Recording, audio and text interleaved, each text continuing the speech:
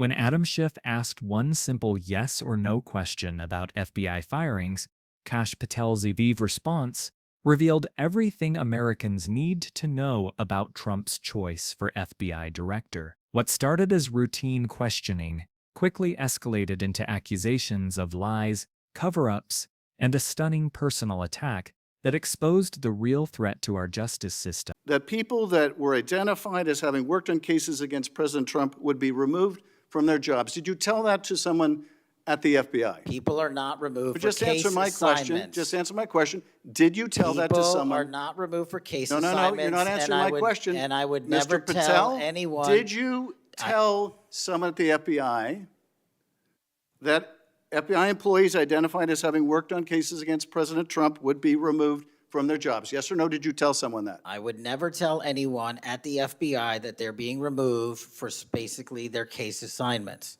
Okay, so anyone who said that would be lying. Is that your testimony? Anyone can say whatever they want. No, I know, but you're saying they were a liar. I'm telling you what I said. Because this is in the complaint against you, Mr. Patel. So you're saying Mr. Driscoll and others are liars? I'm not going to address the complaint in the ongoing Okay, well then let me ask you, have you ever told anyone at the FBI that the FBI tried to put the president in jail and he hasn't forgotten it, and that your job depended on the removal of agents who worked on cases against the president? No. Did you ever tell anyone that? No. Okay. Did you ever tell anyone that you knew these summary firings you were undertaking were illegal, likely illegal, and that you would be sued and later deposed? Did you ever tell anyone that? No firings at the FBI or terminations were done for anything other than justified Did you ever cause. tell anyone that, Mr. No, Patel? Why don't you no answer my question? terminations at the FBI were ever done in my tenure for anything other than failing Did you ever to tell uphold anyone their that, oath of Mr. Patel? You willing to office answer or the their- question? The FBI. I guess I you're have not willing to answered answer the it. question. So let me move on. Let me move on to the Epstein files. You said you're the most transparent FBI director in history, so I'm going to put you to the test. In 2024, you were asked by Glenn Beck about Epstein's black book. And you said, he asked, who has Jeffrey Epstein's black book? And you said, black book FBI. And he said, but who? That is, I mean theirs. And you said, oh, that's under the direct control of the director of the FBI. That's what you said. Was that true, Mr. Patel? I'll rely on you quoting it accurately. I did that a couple Was of it years true ago. what you represented to Mr. Beck and the president's supporters out there, or were you lying? No, Was it true that the black book, Epstein's black book, was in the possession of the FBI director? The black book was in the possession of the FBI. Okay, so now that you're the FBI director, you have possession of the black book, right? That index has been released. So you have Jeffrey Epstein's black book? What is known as Jeffrey Epstein's black book has been released by us. And you released it. And let me follow up on Senator Kennedy's question, because he asked you, and I'll be very precise here.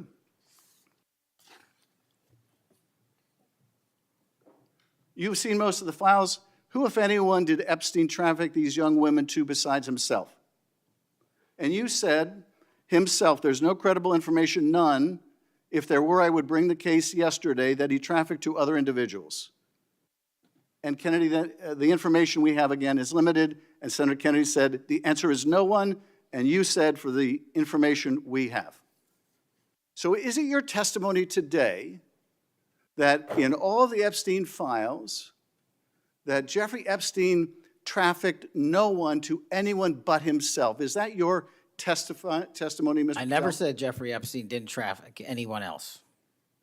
Did he traffic any young woman to someone other than himself? That was Mr. Kennedy's question, And I Senator Kennedy's said question. the information that 3 administrations have had access to I'm have asking made you- determinations that there are no investigative leads that were credible to prosecute and investigate any others. I'm Well, specifically I'm asking stating you whether we it's were your working on. testimony today. Well, you just read that it, and I said it 10 minutes ago, so let the record reflect my testimony. I just want to make sure there's no misunderstanding, because there are victims like Virginia Guifer who have testified otherwise, who have said otherwise, and you're telling the American people today that the Epstein list is a single name and it's Jeffrey Epstein. That's what we're to believe? That's not what I'm saying. That's what you're saying, and you can say whatever you want. Let me ask you this.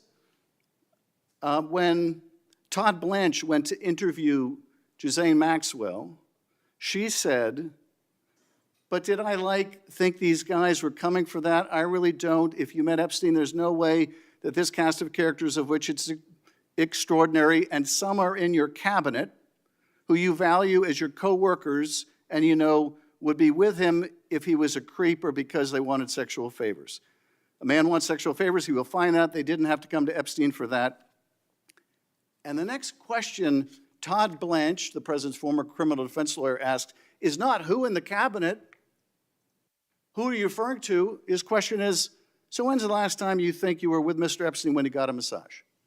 So let me ask you, who are those cabinet members that Ghislaine Maxwell was referring to that, that were part of this cast of characters associated with Mr. Epstein? Who are they? The Deputy Attorney General took the aggressive step that no one else did and interviewed Ms. Maxwell for No, I'm 2 asking you, days, who are and we the released who are the the cabinet entirety members? of that Who are the cabinet transcript. members? I do not have that transcript in front of me. You're picking it piecemeal. The American public can read the entirety of that. Let me ask you one last question, because you clearly won't tell us the cabinet members associated with Mr. Epstein. Let me ask you one last question. And that is, right after she gives this testimony in front of an FBI agent, among others, she's transferred to a minimum security prison not suitable for a sex offender like herself. Who made that decision and why? The Bureau of Prisons. The Bureau of Decisions made it in Prisons. The Bureau of Prisons decided on their own, without any consultation with Blanche or anyone else, that they were going to suddenly, after this interview, completely unrelated to this interview, completely unrelated to anything she said, move her to a prison not suitable for a sex offender. You want the American people to believe that? Do you think they're stupid? No. I think the American people believe the truth, that I'm not in the weeds on the everyday movements of you're inmates. not in the weeds? What I am The doing is most- protecting the this country, most- the providing most historic significant reform, witness- and the most combating the significant witness, weaponization of the intelligence Epstein by the likes files of you. cover-up And we have gets countlessly proven you to from be a your liar in administration, Russiagate, in and you January call that 6th. being You are in the the biggest weeds? fraud to ever sit in the This United States stinks to Senate. high You are a heaven. disgrace to this This stinks to high institution heaven. and an utter coward. And I'm not surprised.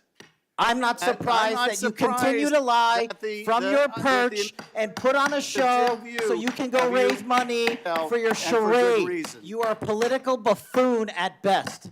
Well, you can take an internet troll. Take and it make- to you the can take bank an that the internet- FBI is you protecting can this make an country internet troll, and the state and the FBI citizens of the director California. will We always are be bringing nothing historic more than an reform. internet Historic. Point of order. But all you care about is a child sex predator that was prosecuted by a prior administration, and the Obama Justice Department and the Biden Justice Department did squat. And what did President Trump do? Bring new charges courageously. And what have we done? Chairman, You said take I'm the control most of this transparent situation. FBI director in history. Take control of this 33,000 pages of information to you. I challenge you to say anything credibly to the truth.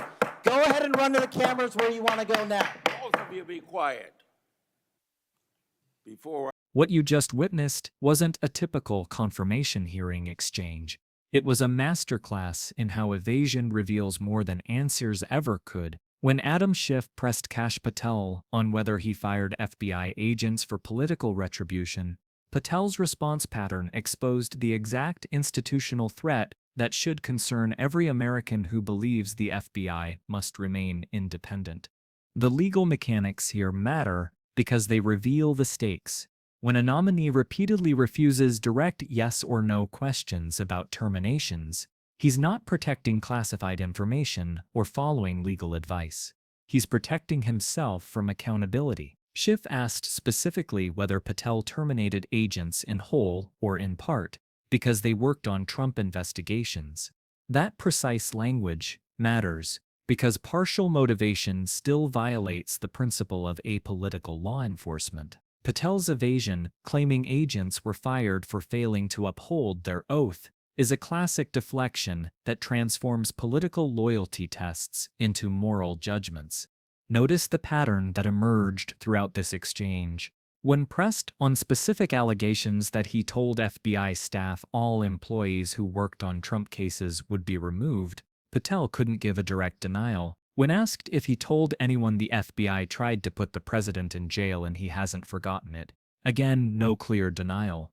This isn't legal caution, it's credibility erosion in real time. The Epstein files questioning revealed another troubling dynamic. Patel previously claimed the Black Book was under direct FBI director control, suggesting transparency. Yet when Schiff pressed him on specific details about trafficking victims and cabinet members mentioned in Maxwell's interview, Patel deflected to protecting the country rhetoric. This selective transparency, revealing what serves political narratives while hiding what doesn't, corrupts the FBI's investigative integrity. But the most telling moment came when Patel abandoned all pretense of institutional decorum and launched into personal attacks, calling Schiff the biggest fraud and political buffoon. This wasn't righteous anger. It was someone whose authority had been systematically dismantled, reverting to the exact partisan behavior that disqualifies him for the role. FBI directors must maintain institutional dignity precisely because the Bureau's credibility depends on public perception of impartiality. The consequences extend far beyond this hearing room. When career FBI agents see their colleagues terminated for case assignments, when they witness their director engage in partisan name-calling with senators, when they understand their job security depends on political loyalty rather than professional competence, the chilling effect is immediate and measurable. Quality investigations suffer, experienced agents leave, and institutional memory erodes. Democracy depends on citizens understanding that law enforcement answers to law, not politics. What Schiff exposed wasn't just evasion, it was the blueprint for transforming the FBI from an independent investigative agency into a political enforcement tool. If we normalize this, we lose something fundamental about American justice that's extraordinarily difficult to rebuild once it's gone.